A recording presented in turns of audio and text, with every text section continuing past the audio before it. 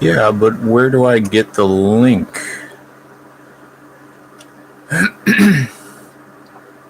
Let's see. How about levels?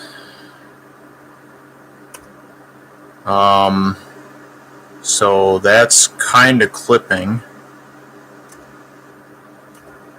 Let's see. Oh yeah, that's clipping. Let me turn that down. Keep going, keep going, keep going. That's probably a little more. Keep going. How about here? It's still kind of peaking.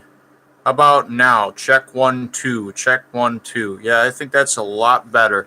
I can get pretty close up to that microphone. Hopefully, I'm not, blowing hard P's and into it and all that. But hopefully, that'll be okay right there. Where do I get the link to this? Somewhere, there's got to be a link to this video, this live stream.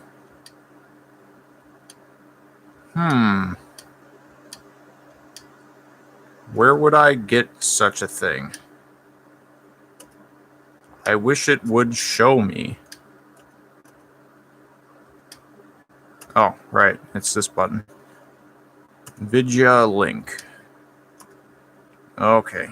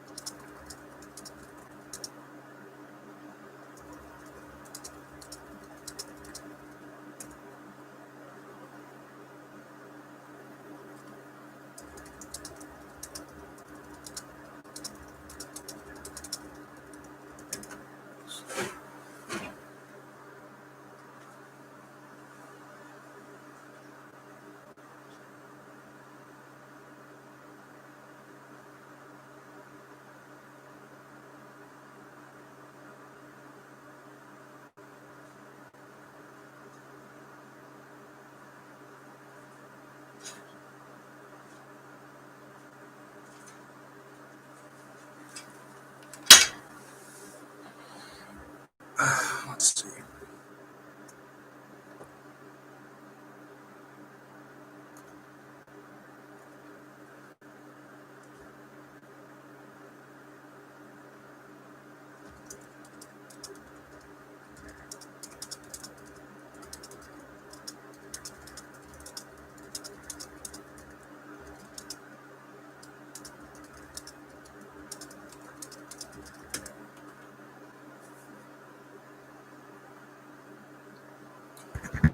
So I don't know who's got the audio muted because it's kind of loud, but general idea here is that I've got my phone cross connect over here and the wire wrap block in this kind of sort of like a 110 block, except it's some Panduit proprietary crap that I don't have the proper punch down for, but screwdriver works.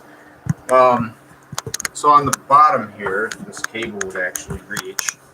I've got a number of RJ21 connectors and a building cable that's going to go out over the gap above the doorway over there into the other room where the meridian is that you can just kind of see off in the distance there. And so I'm putting ends on that cable.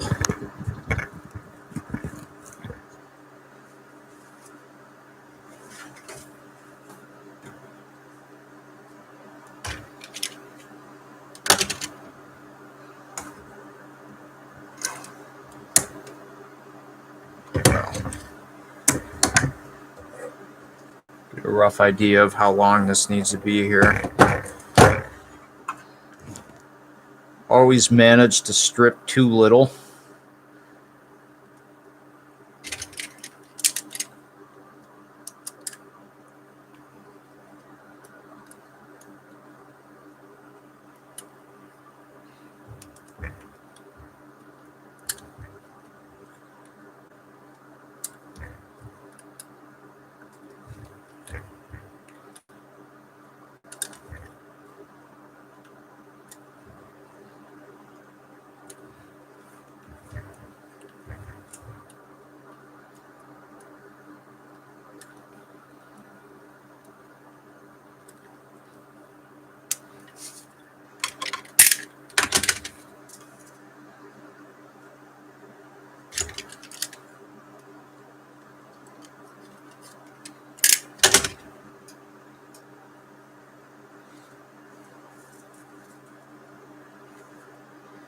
Yeah, the Meridian is a Nortel PBX. It's kind of their mid-size range.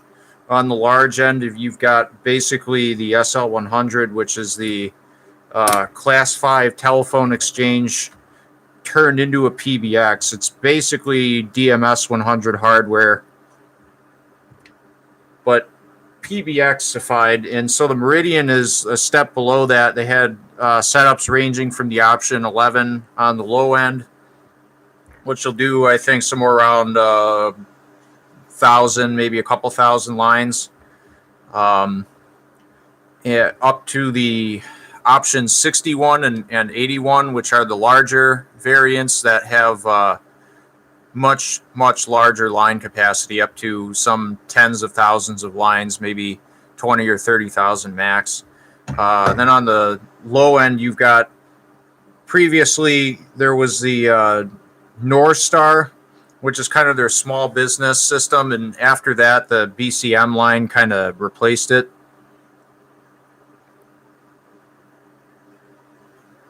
So the Meridian was kind of the middle of the range line, starting with, I think, the SL1 in the 1970s.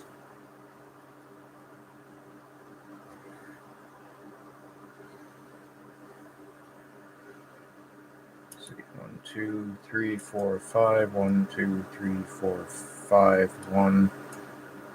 All right.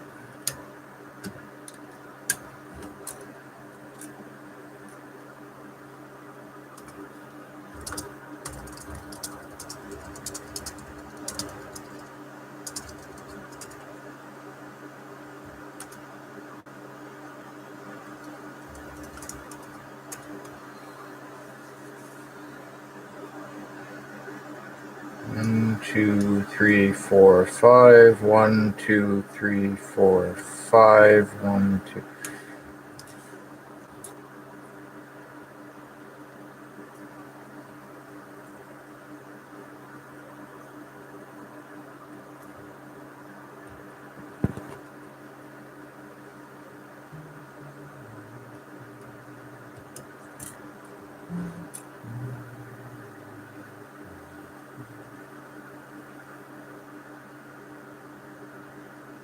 Oh, right, this is backwards for this other connector. Counting from the wrong end. 1, 2, 3, 4, 5. 1, 2, 3, 4, 5. 1, 2.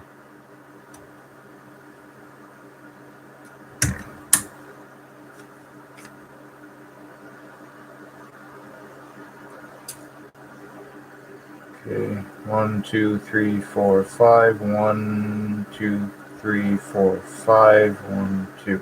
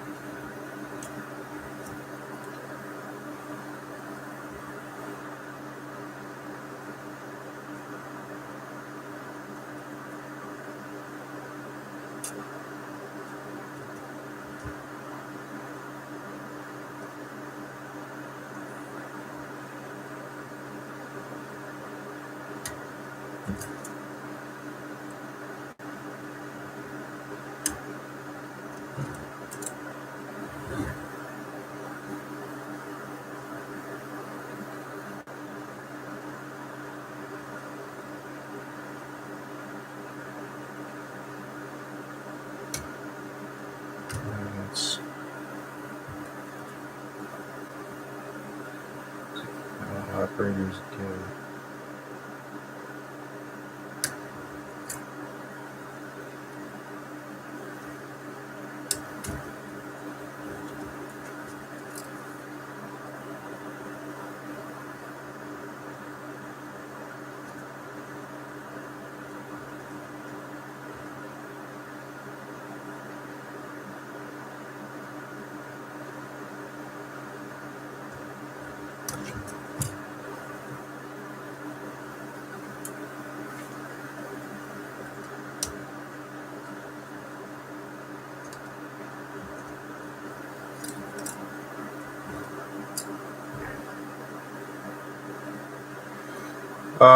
I'm not a phone guy. I'm just a hobbyist, not by career. You know, I'm an electrical engineer actually, so um, this is just something I think is fun to mess around with. I don't do this for a living, no.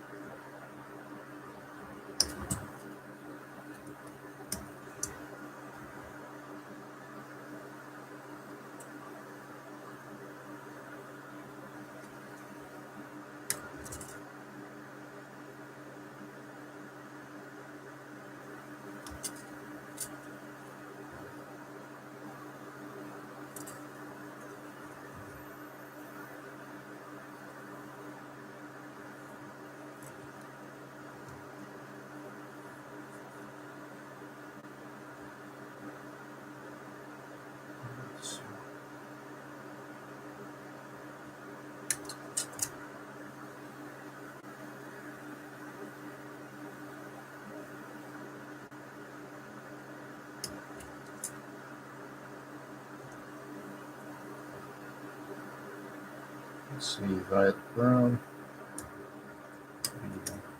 Oops.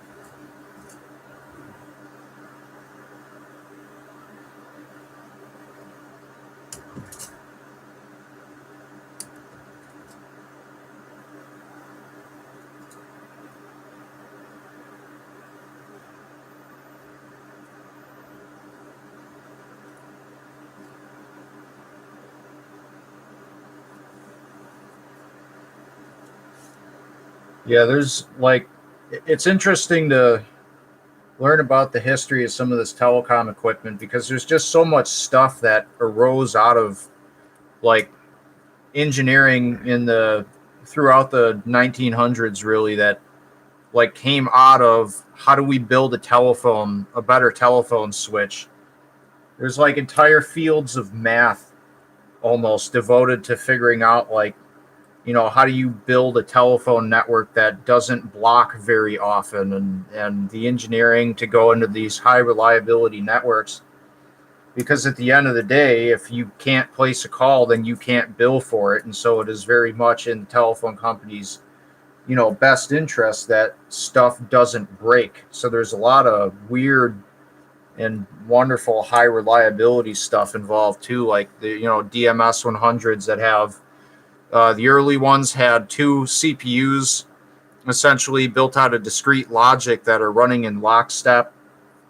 The number 5 ESS from Western Electric has a 3B21 or 3B20D computer, depending on what era it's from exactly. That, again, is a similar arrangement. It's two processors running together, maintaining consistent state between them. And if one of them detects some sort of hardware failure in itself, it will instruct the other to take over in its place in what they call a stop and switch operation, where they literally stop one of these two processors and switch to the other one, to the failover instance, essentially. So there's like a lot of innovation that came out of all this stuff, and it's pretty interesting to read about, at least, even if I can't exactly justify owning a DMS 100 phone switch or a 5 ESS unless somebody's going to give me one. They're quite large and power hungry. If it weren't for that, they're also not easy to find.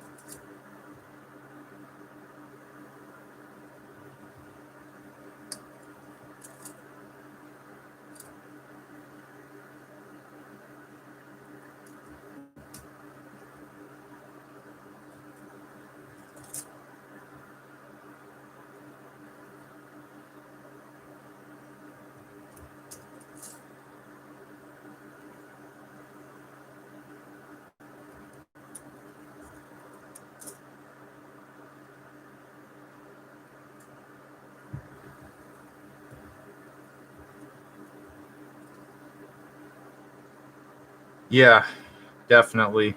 There's a lot of knowledge that's, some of it's written about in books and publications and the like, but yeah, I mean, a lot of it is just, it's like people who knew what they were doing did this stuff, and once they're gone, the knowledge is like just going to be lost. And to some extent, it's probably documented in a lot of documentation at the companies that built these things, but slowly but surely, the companies that built these things are getting bought up, and the assets are and IP and all that are moved around, and it's like it's hard finding out where half this stuff went. I think Nortel, the PBX side, got bought by Avaya a long time ago now, and the CO switch end of that, I think, went to Nokia.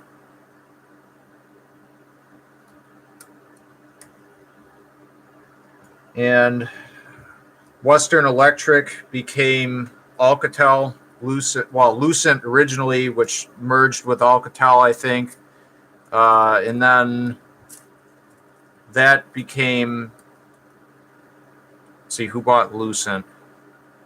Oh, that was Nokia. Well, who bought Nortel CO stuff then? That might have also been Nokia. I don't know. Huh. Somebody bought that. Oh, no, you know what it is? There's a company called Ribbon, or formerly Genband or something like that, that bought the Nortel stuff, I think. Yeah, I'm far from an expert, so.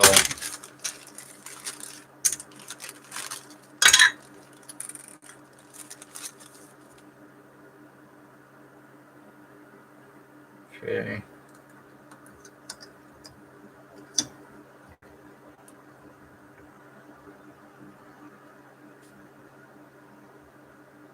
Let's see. Red. Okay, so if I run backwards, it'll vomit. If I run backwards, it'll vomit. Okay.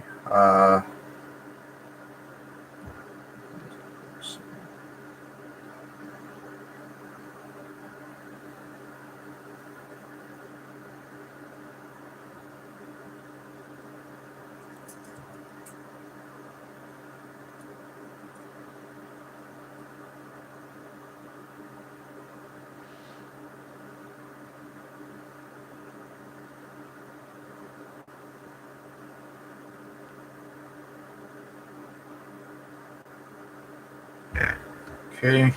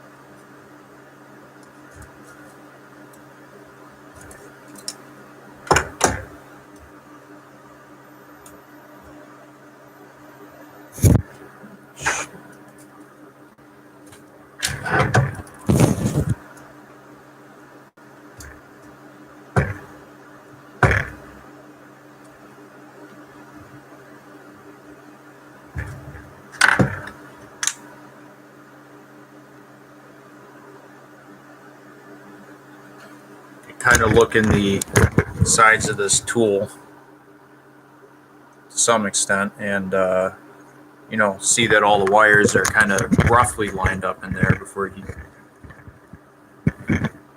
do this. This is the most satisfying part here, in my opinion.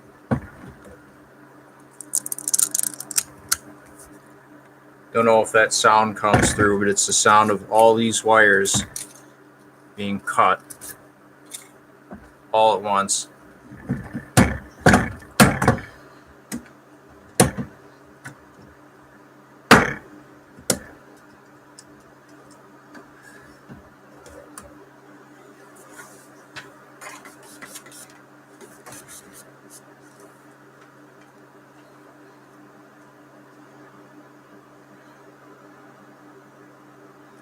It's a really satisfying tool to use.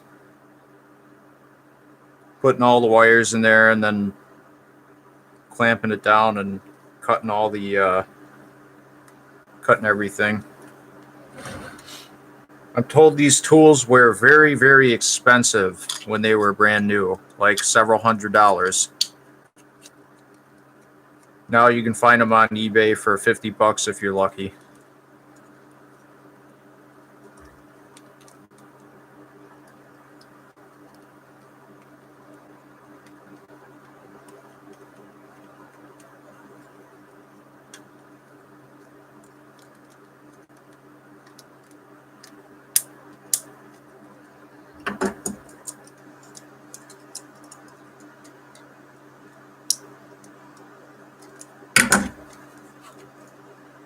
There you go. All complete. Well, I got another one to do, but I got to measure it, so I'll be back in maybe 5 minutes. I won't stop the stream. I just got to make sure I'm making this cable the right length.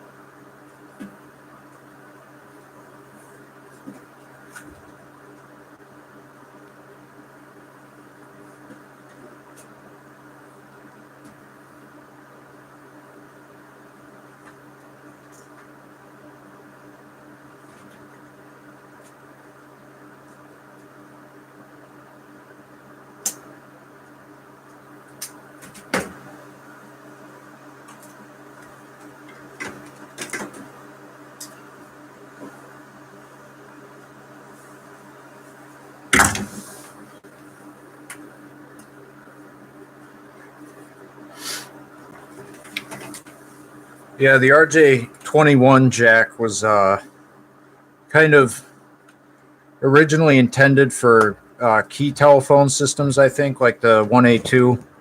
We'd have a phone with a bunch of keys on it for each line. So each line ended up requiring multiple conductors to the phone to control the key switching unit, the KSU.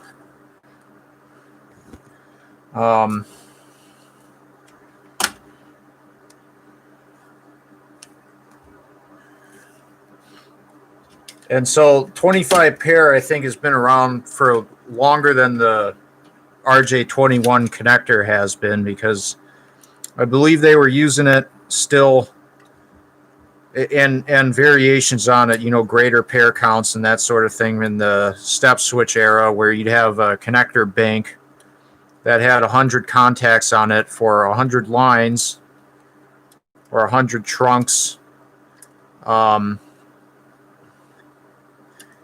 And the reason for 100 is because that was, either 10 trunks each for one digit, or on the dial, 0 through 9, or it was one N subscriber line for out of 2 digits for each wire. So, everything was multiples of 100, and 25 kind of falls out of that naturally. You can see there's this color code scheme. There's 5 major colors and 5 minor colors, and a pairing of a major and a minor color tells you exactly which pair in the cable it is. This didn't arise until after they came up with plastic. This didn't arise until they came up with plastic insulation sometime in like the 60s or 70s, I think. Because before that, they had like paper pulp insulated cables, and all the pairs were the same color. And I guess that was like, a nightmare to figure out.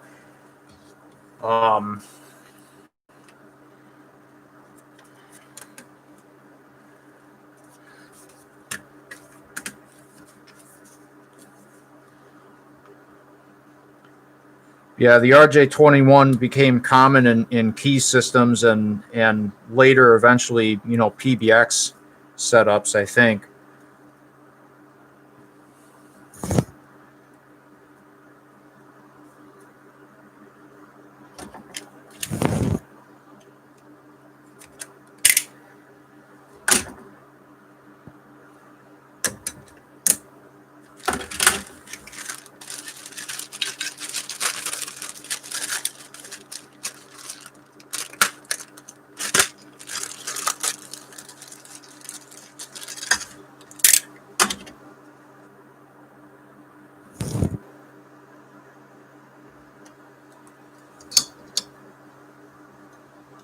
It's not a connector you see in consumer gear a lot, but in anything greater than a handful of pairs, handful of telephone pairs, you tend to see it.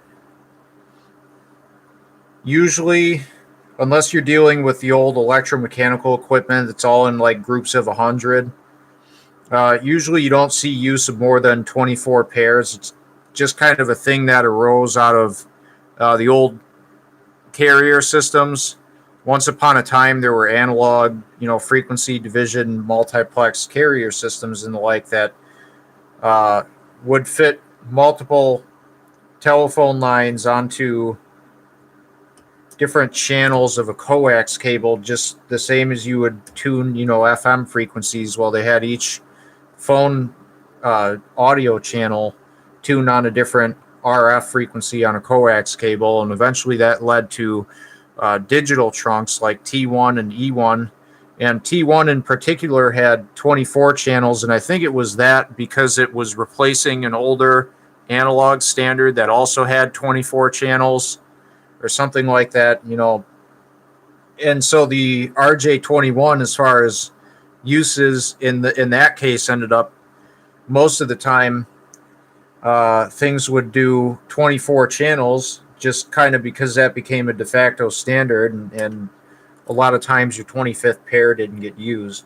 But all the cabling tends to have 25 pairs, and the connector has 50 pins to support 25 pairs. Even though a lot of equipment doesn't actually use the 25th pair. You can kind of use it as a spare pair sometimes, like if you get a bad pair in the cable or something like that, you can use that to as a spare, basically. Let's see, 5, 1, 2, 3, 4, 5 slate. Let's see, ground. No, I counted wrong. here.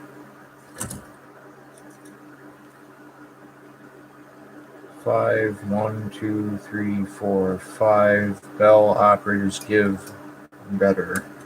Okay.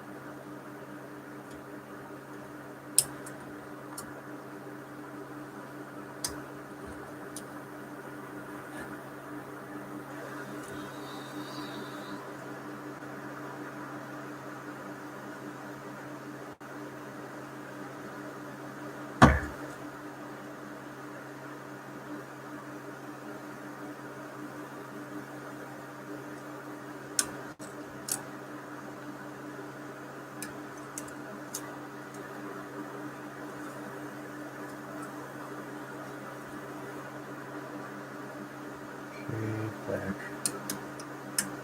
green.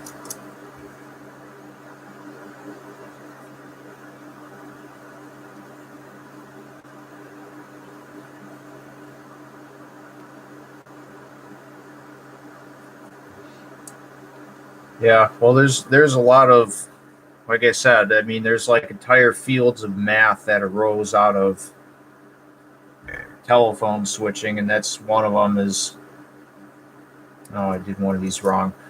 It's one of them is how do you build a telephone switch that doesn't block often? It's easy to imagine, like a matrix where you've just got a switch for every 2 channels. That's, a full-blown non-blocking crossbar. Where it gets complicated is where you say that's too expensive and try to come up with a cheaper way that still doesn't, still manages to place the calls most of the time without being busy. And there's like an entire field of mathematical network analysis and theory right there, is this idea of a mostly non-blocking network, I think.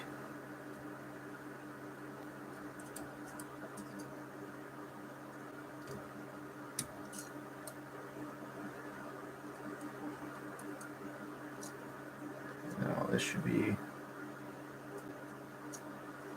Oh.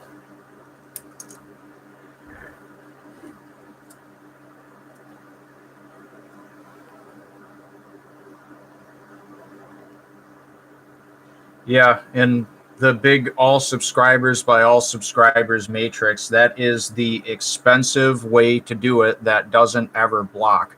You can actually reduce that by you can prove that you can do it with not a full matrix but like a half matrix, so like a right triangle, that you don't have a switching point everywhere because you don't need one everywhere. You just need one.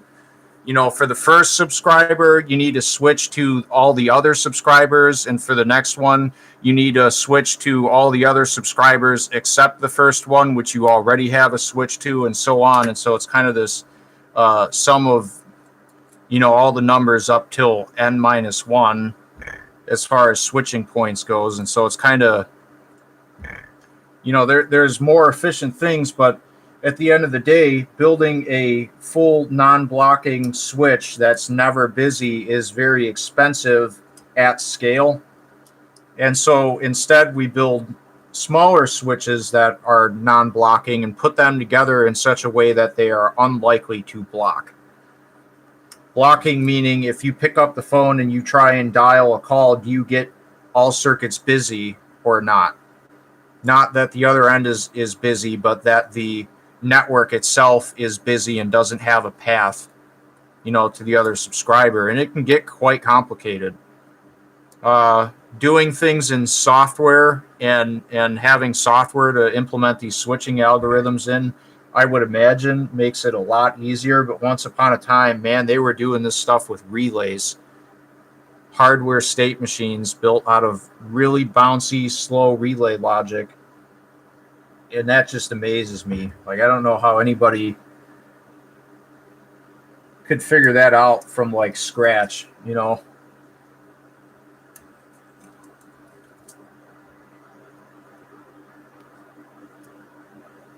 build the systems of scale that they had back then of just entirely electromechanical equipment.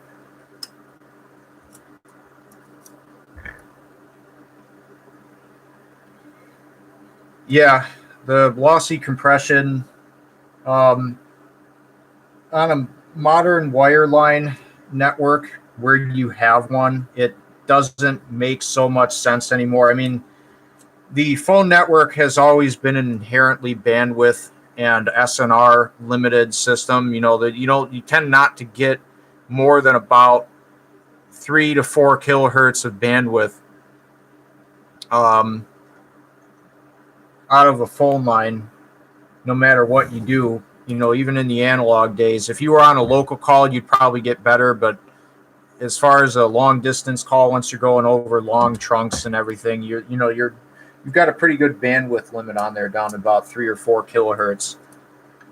So the modern circuit switched end of the telephone network, not voice over IP, tends to be 64K channels, which are 8 kilohertz sample rate and 8-bit PCM using a companion algorithm. In the US, we use mu law. Over in Europe, they use A law.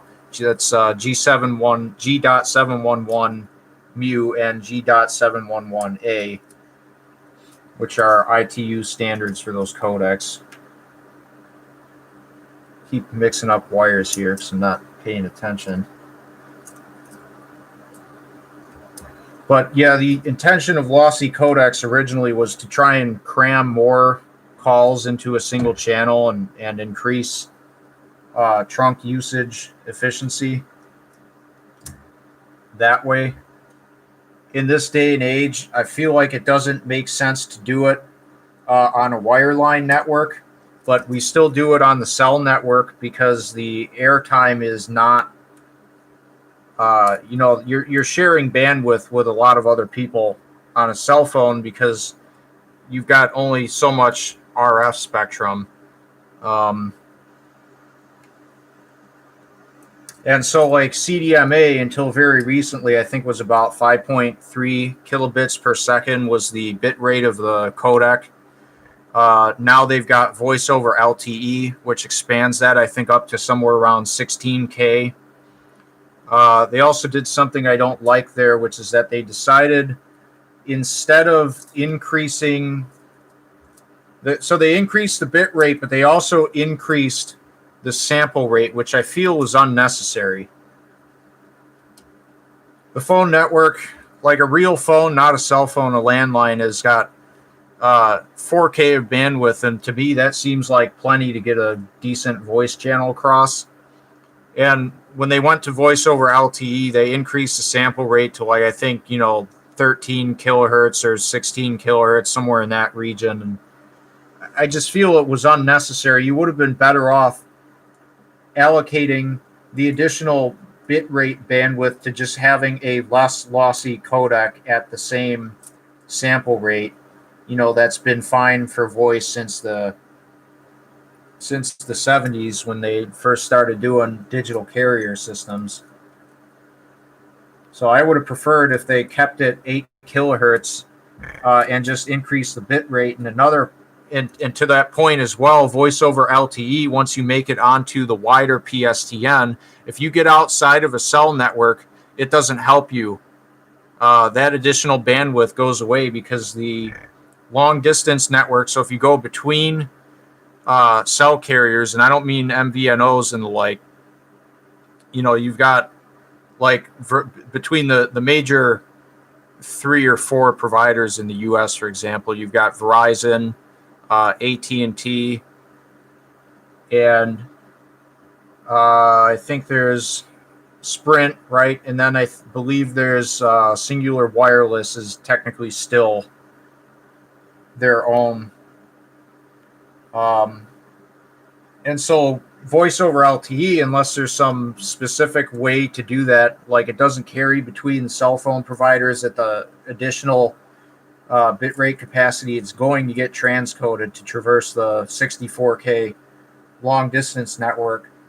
And similarly, if you place a call to something that's on the wireline public switch telephone network, it's going to transcode into 64K MULA again, and so you're going to lose that additional sample rate. It's just going to be gone. And so it doesn't help you in those cases, although it does help you between cell phones, particularly on the same network, right? Which includes MVNOs that are using the same provider as whatever you have, aside from cell phones that are just on the same provider entirely, MVNO or not.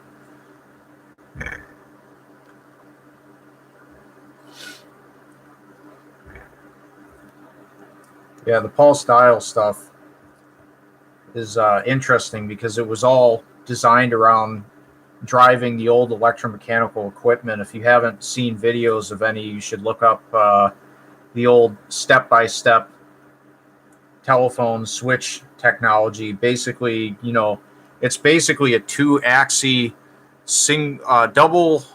They're kind of weird. It's like a 2-axis triple pull 100 throw switch essentially, and so each digit will step you to one of 10 levels on, by pulsing, and the pulses actually cause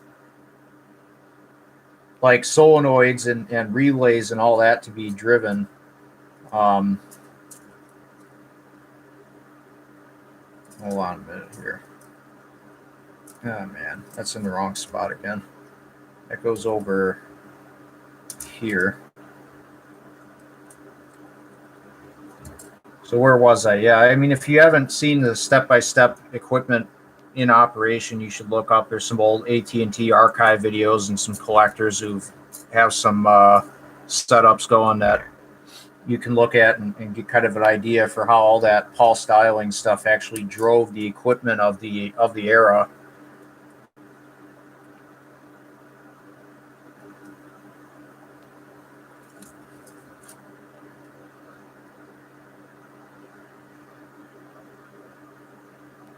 Oh, that's brown.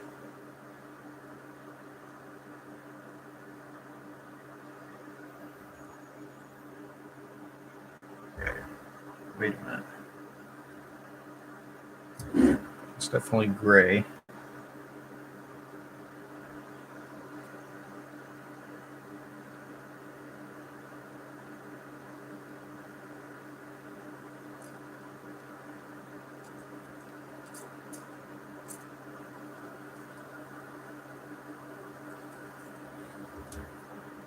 Sometimes these colors are hard to tell, and then I get confused. It's actually red and green, but green on red looks a lot like brown because of the way the pigments mix.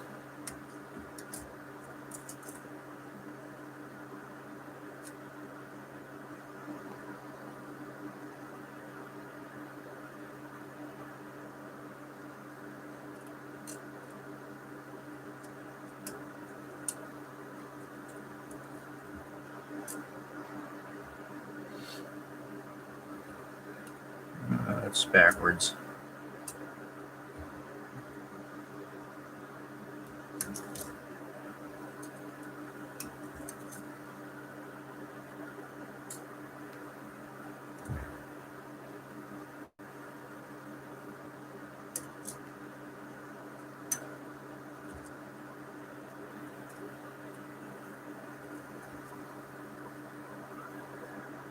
Right, so that's red-brown.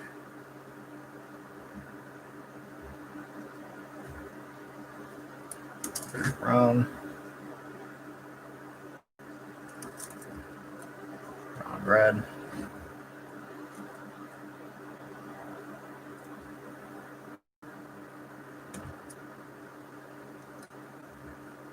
red, blue, blue, red.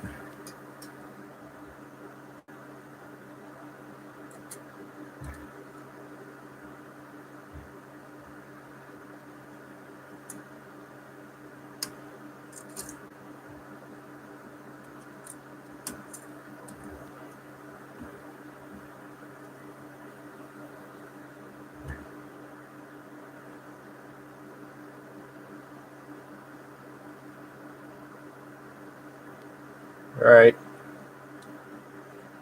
It's nice talking to you.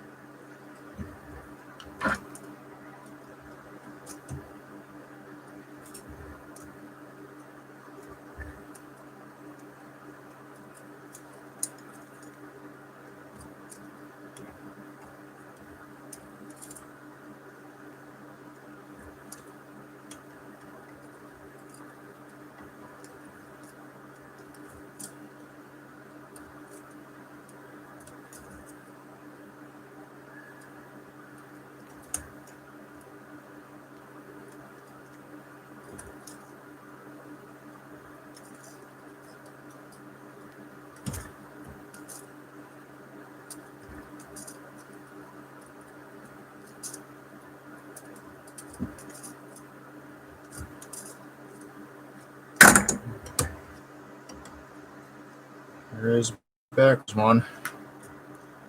Should have checked that before. Let's see. So you get out of here.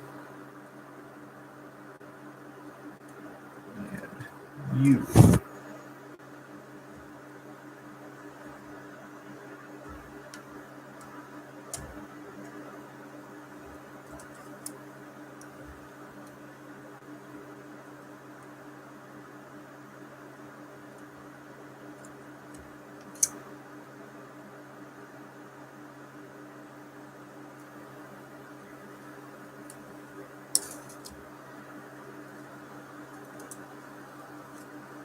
I better check this.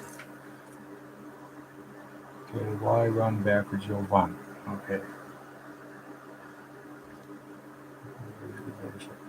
No operators. No operators. Give better. No operators give better service.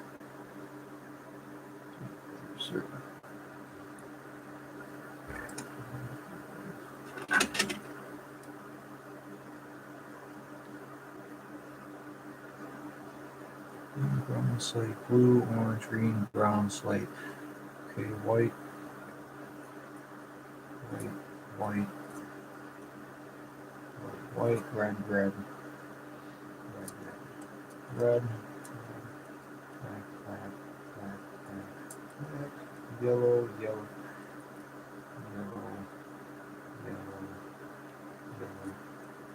violet. All right. Okay.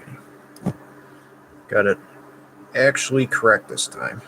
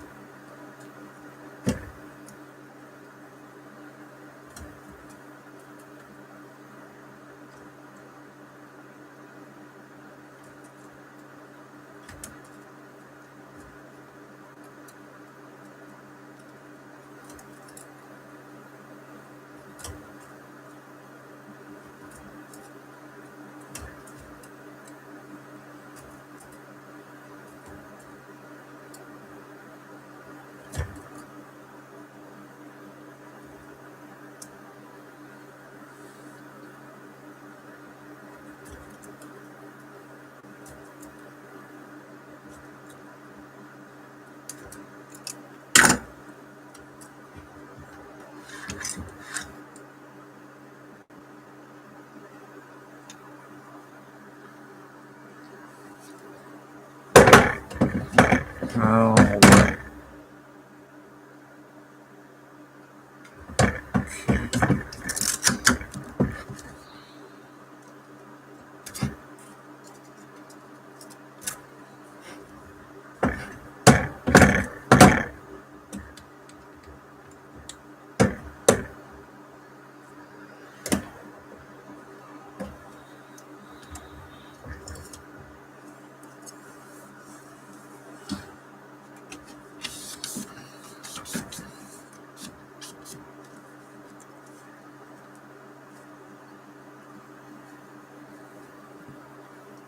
you do that to pull the insulation up towards the connector so the strain relief in the hood here can clamp down on the cable jacket rather than the raw wires.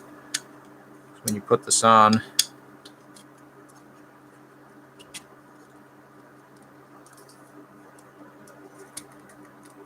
you line up the front hole with where the screw should be. You want to have the cable jacket here where that strain relief goes.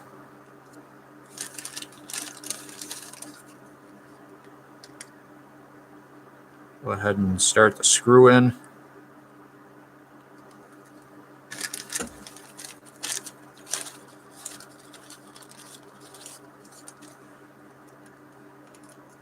And open up the pliers. Use that because it's going to be kind of tight.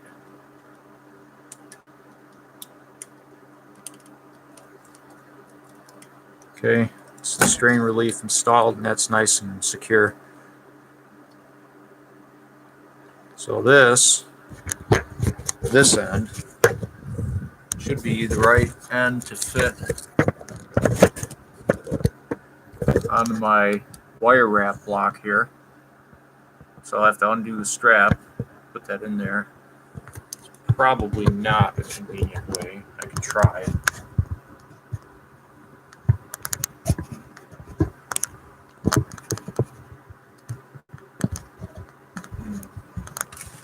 Something I could do.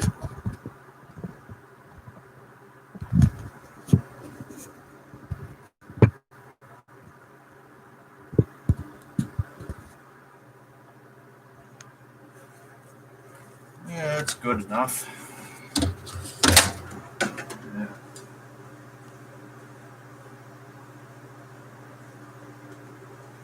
Okay, let's.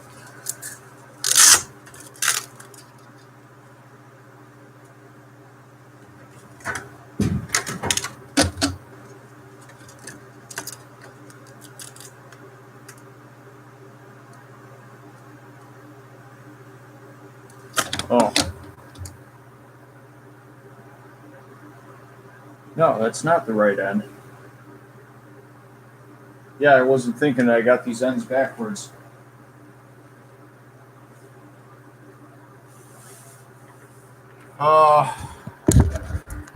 Oh, that's unfortunate. So now I have to figure out how to swap this cable around.